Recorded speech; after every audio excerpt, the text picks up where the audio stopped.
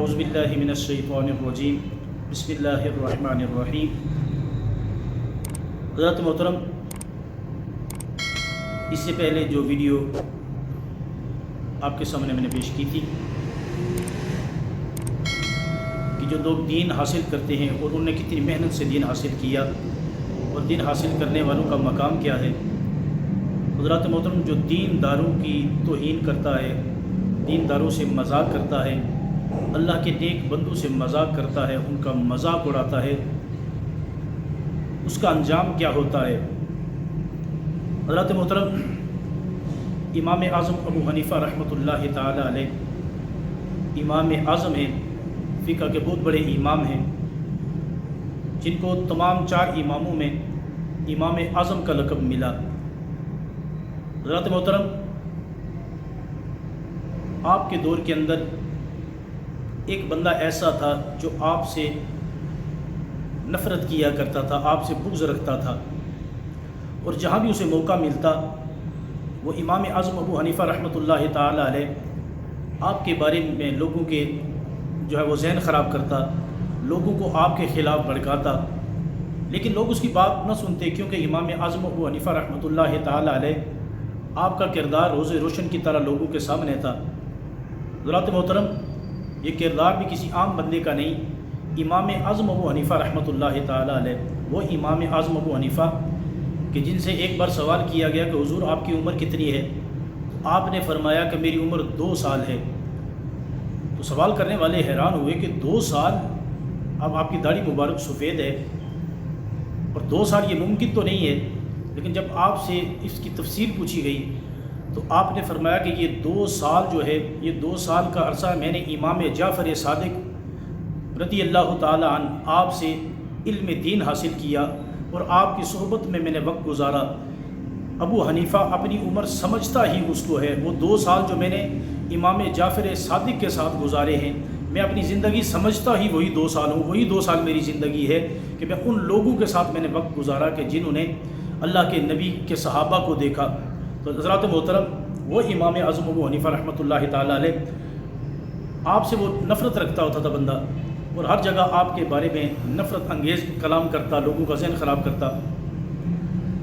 وقت گزرتا گیا، امام اعظم ابو حنیفہ رحمۃ اللہ تعالی علیہ آپ کے والد گرامی کا انتقال ہو گیا۔ اب حضرات محترم، باپ کا سایہ بڑی عظیم نعمت ہوتی ہے۔ اس سائے کی اگر قدر پوچھنی ہے تو اس بندے سے پوچھو کہ جس کے سر سے باپ کا سایہ جو ہے وہ اٹھ چکا ہو، جو باپ کے سائے سے محروم ہو چکا ہو، اس کی قدر اس سے پوچھو کہ باپ کتنی عظیم نعمت ہوتی ہے رب تعالیٰ کی۔ گھر میں اگر بوڑھا باپ چارپائی پہ بھی پڑا ہو نا تو اولاد کو ایک سہارا ہوتا ہے کہ گھر میں کوئی بڑا سربراہ موجود ہے،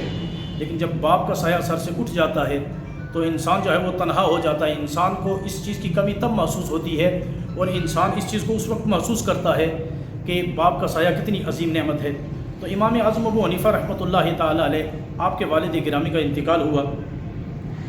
تو انتقال کے فوراً بعد اب گھر سے باہر نکلے تو وہی شخص جو آپ سے نفرت کیا کرتا تھا، جو آپ کے بارے میں تعصب پھیلایا کرتا تھا، جو آپ بغض رکھتا تھا اپنے دل میں امام اعظم کے بارے میں، حضرات محترم، اب جب اس نے دیکھا کہ امام اعظم ابو حنیفہ آ رہے ہیں، آپ کے ساتھ آپ کے چاہنے والے ساتھ تھے، تو اس نے اس موقع کو غنیمت جانتے ہوئے امام اعظم ابو حنیفہ رحمۃ اللہ تعالی علیہ آپ سے ایک سوال کیا، اور سوال بڑا سخت تھا۔ اب حضرات محترم، سوال کیا تھا کہ اس نے امام اعظم ابو حنیفہ کو دیکھا تو دیکھتے ہی اس نے کہا کہ اے امام اعظم ابو حنیفہ، مجھے پتہ چلا ہے کہ تیرے والد کا انتقال ہو گیا ہے۔ آپ نے فرمایا، آپ کے ذہن میں آیا شاید یہ تعزیت کرنا چاہتا ہے، آپ نے فرمایا کہ جس طرح رب کی رضا، ان کی عمر جو ہے وہ پوری ہو گئی، ہر بندے نے اپنے وقت مقررہ پہ واپس جانا ہے اور اپنے مالک کے حضور حاضر ہونا ہے۔ تو جیسے ہی آپ نے یہ جواب دیا، ساتھ ہی وہ کہنے لگا کہ ابو حنیفہ، تیرا باپ فوت ہو چکا ہے، اپنی ماں سے میرا نکاح نہیں کروا دیتا۔ اب حضرات محترم، خود اندازہ لگائیں، اگر امام اعظم کی جگہ میں اور آپ ہوتے تو ہمارا عالم کیا ہوتا۔ لیکن قربان جائیں امام اعظم ابو حنیفہ رحمۃ اللہ تعالی علیہ آپ کے صبر پہ، آپ کے ظرف پہ، کہ اس نے یہ سخت سوال کیا تو آپ نے مجھ کے جواب کیا دیا۔ آپ نے جواب میں کوئی سختی کا جملہ نہیں کہا، آپ نے فرمایا چونکہ تو نے جو مجھ سے بات کی ہے، سوال کیا ہے، یہ مسئلہ شریعت کا ہے۔ فرمایا کہ میری ماں عدت میں ہے، اور میری ماں بالغ بھی ہے، وہ اپنا فیصلہ خود کر سکتی ہے۔ جب میری ماں عدت سے فارغ ہو جائے گی میں ماں سے یہ بات کروں گا، اگر میری ماں نے ہاں کر دی تو میں انکار نہیں کروں گا، چونکہ مسئلہ شریعت کا ہے۔ لیکن آپ کی آنکھوں سے آنسو جاری ہو گئے، کیونکہ معاملہ جو ہے وہ سوال جو ہے وہ بڑا سخت تھا، اور اس نے نفرت کا اظہار کرتے ہوئے اور آپ کو تنگ کرنے کی وجہ سے یہ سوال کیا، تاکہ امام اعظم ابو حنیفہ رحمۃ اللہ تعالیٰ علیہ، جو کہ پہلے ہی آپ کا دل ٹوٹا ہوا ہے، والد کا سایہ سر سے اٹھ چکا ہے، تاکہ آپ کو اور اذیت اور تکلیف ہو۔ تو حضرات محترم، آپ نے جب یہ ساری بات اس نے کی تو آپ کو اس بات پہ اتنا رنج و غم کے عالم میں آپ گئے، آپ کی آنکھوں سے آنسو جاری ہو گئے، لیکن آپ نے کہا کچھ نہیں، آپ خاموش ہو کے جب آگے چل دیے، آپ چند قدم آگے چلے تھے۔ تو راوی لکھتے ہیں اور تاریخ میں لکھا ہوا ہے کہ جب آپ چند قدم آگے چلے تھے تو وہ بندہ زمین پہ گرا اور فوت ہو گیا۔ اور حضرات محترم، لوگوں نے دیکھا، لوگ پلٹ کے واپس آئے، دیکھا وہ مر چکا تھا، اور امام اعظم ابو حنیفہ رحمۃ اللہ تعالیٰ علیہ کے پاس جا کر لوگوں نے کہا کہ حضور آپ نے کوئی بد دعا دی ہے کہ چند قدم آگے چلا اور یہ فوت ہو گیا؟ تو آپ کی آنکھوں میں آنسو جاری تھے۔ آپ نے فرمایا کہ میں نے اسے کوئی بد دعا نہیں دی، اس نے جو مجھ سے سوال کیا تھا، جو مسئلہ پوچھا تھا، وہ مسئلہ شریعت کا تھا،